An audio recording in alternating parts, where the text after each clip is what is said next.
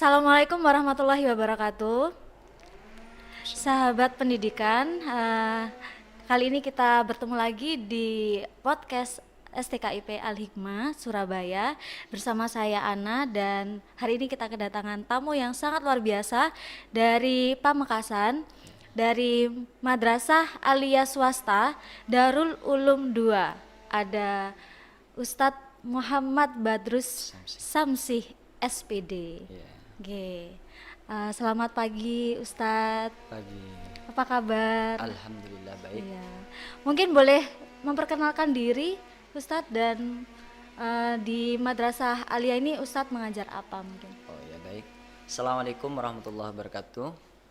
Terima kasih atas kesempatannya dan saya sangat bangga sekali di di siang hari ini karena saya bisa berinteraksi langsung dengan Al-Hikmah Surabaya, tentunya di kampus dan juga SMA SMP-nya.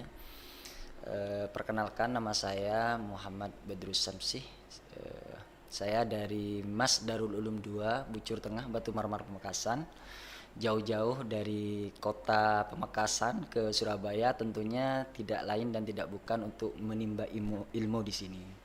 Ya, seperti itu. Saya ngajarnya di sana ngajar bahasa Indonesia karena saya lulusannya bahasa lulusan pendidikan yang ngambil jurusan bahasa dan sastra Indonesia, seperti itu. Oke. Nah, itu dia tamu kita hari ini luar biasa ya, jauh-jauh dari Pamekasan. Ternyata kunjungan ke sini untuk menimba ilmu di STKIP Al-Hikmah. Nah, semoga nanti bisa sharing-sharing nggih Ustadz nggih.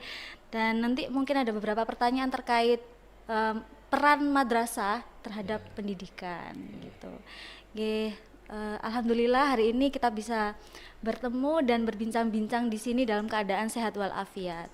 Nah, Ustadz, mungkin Ustadz bisa menjelaskan, ini kan Ustadz adalah pembina OSKA dan OSKA. MPO nggih. Iya. Nah, itu mungkin bisa dijelaskan kepada sahabat pendidikan supaya tahu apa sih OSKA dan MPO itu, dan Ustadz itu tugasnya apa dalam membina OSKA dan MPO. Ya baik, terima kasih. Tentunya singkatan OSKA itu tidak asing. Mungkin karena konteksnya adalah bahasa itu adalah bahasa singkatan. Sebenarnya OSKA di situ adalah organisasi siswa intra madrasah. Kalau diambil dari OSIM-nya. Sedangkan MPK-nya di situ adalah Majelis Permusyawaratan Kelas. Jadi disingkatlah menjadi OSKA. Sebenarnya OSKA di situ ngambil dari singkatan yang dua tadi, gabungan OSIM dan MPK. Kalau di negeri itu kita kenalnya adalah OSIS, seperti itu. Kalau MPO itu adalah Majelis Pengawas OSKA. Jadi yang mengawasi OSIM dan MPK di situ adalah MPO-nya itu, yang sekarang ini sedang melakukan studi banding dengan Al-Hikmah Surabaya. Ya, seperti itu. Dan peran saya di sana ya tentunya membina ya, karena saya juga pembina dari 3 organisasi itu. Tentunya saya membina bagaimana menjadi leadership dan bisa bermanfaat bagi agama, nusa dan bangsa, tentunya seperti itu. Oh, baik, luar biasa nggih. Untuk selanjutnya mungkin saya bisa menanyakan beberapa pertanyaan nggih terkait peran madrasah dalam dunia pendidikan.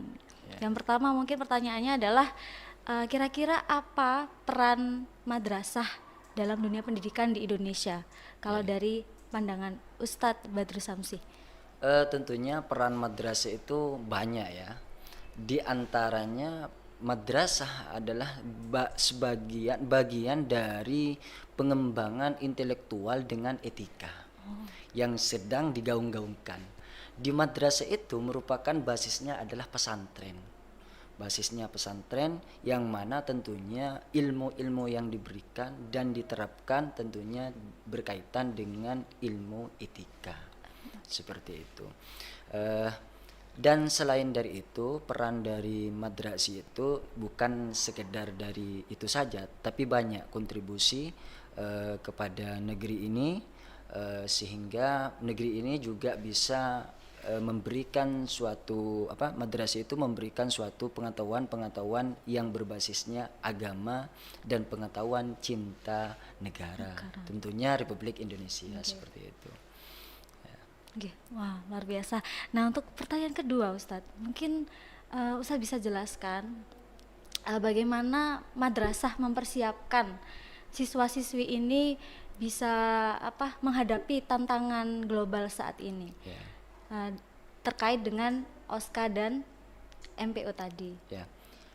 Tentunya kalau di organisasi OSKA dan MPO itu sebenarnya banyak yang kami persiapkan, terutamanya kami di lembaga kami di Mas Darul Ulum 2 itu kegiatan-kegiatan yang memberikan manfaat kepada masyarakat. Contohnya kemarin di sana kami beserta pengurus OSKA itu memberikan santunan kepada fakir miskin, anak yatim, dan juga selain itu ketika ada kegiatan di Hari Raya Idul Adha itu mengadakan kurban, terus kurban itu nanti akan diberikan kepada masyarakat yang kurang mampu seperti itu. Dan selain itu, selain dari kegiatan sosial kepada masyarakat di situ juga memberikan dampak positif bagi lembaga, karena kenapa? Lembaga di situ terangkat dari sebuah organisasi. Terangkatnya sebuah lembaga itu karena ada organisasinya yang berkembang. Jadi tentunya di lembaga kami itu bukan hanya sekedar memberikan suatu peran kepada masyarakat, tetapi juga lebih luasnya kepada bangsa dan negara, karena juga ikut serta mendukung program-program pemerintah kan seperti itu. Mungkin hanya itu. Oh, berarti dari aktivitas atau acara-acara yang dilakukan oleh siswa itu ya, bentuknya seperti itu supaya mereka juga bisa berpartisipasi, berkontribusi untuk masyarakat sekitar dan juga negara begitu. Nah, untuk selanjutnya Ustadz, kira-kira apa sih yang disiapkan oleh Madrasah Aliyah swasta ini dalam memastikan siswanya itu bisa menerapkan nilai-nilai keagamaan yang didapat di madrasah ketika sekolah dan juga nilai-nilai budaya yang didapatkan di sekolah untuk ini menghadapi tantangan saat ini dalam situasi global seperti ini. Bagaimana caranya untuk memastikan itu?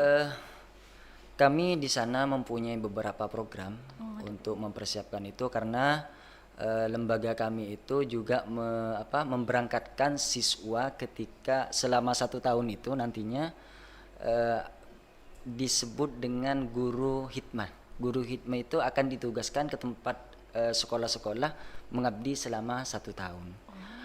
Contohnya ada yang ke Batam, alhamdulillah ada yang ke Batam paling jauh, dan juga kalau di sekitar Pamekasan itu Sampang, dan banyak tempat-tempat yang kami tugaskan ke lembaga-lembaga.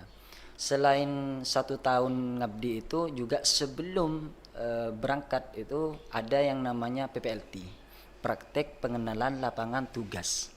Nanti juga siswa itu akan ditugaskan ke lembaga-lembaga untuk membantu lembaga yang sangat membutuhkan atau guru-guru yang memang tidak aktif di lembaga tersebut, maka dikirimilah siswa terutamanya kelas akhir, kelas 12. Kelas 12. Ya. Dan juga ada yang namanya tirakat kemerdekaan. Oh, tirakat kemerdekaan. Tirakat kemerdekaan itu juga mengembangkan sebuah praktek ibadah. Selain dari itu juga memperingati hari kemerdekaan. Namanya tirakat kemerdekaan selama 3 hari 3 malam. Ya, praktek cara mengafani mayit, tahlil, dan juga praktek sholat dan lain-lain. Itu yang diterapkan untuk mempersiapkan itu. Sesuai dengan pertanyaan mbaknya tadi, itu yang memang kami persiapkan. Dan alhamdulillah para siswa yang di MA Darul Ulum 2 itu mampu dan bisa bermanfaat juga kepada lembaga-lembaga, terutamanya masyarakat yang membutuhkan seperti itu. Masya Allah, jadi dari kelas 12 itu sudah dipersiapkan sedemikian rupa nggih Ustadz, agar mereka itu siap berkontribusi di masyarakat Berkontribusi. meskipun masih lulusan SMA. Bahkan tadi ada yang dikirim ke Batam, Ke ya Batam, Ustadz, ya.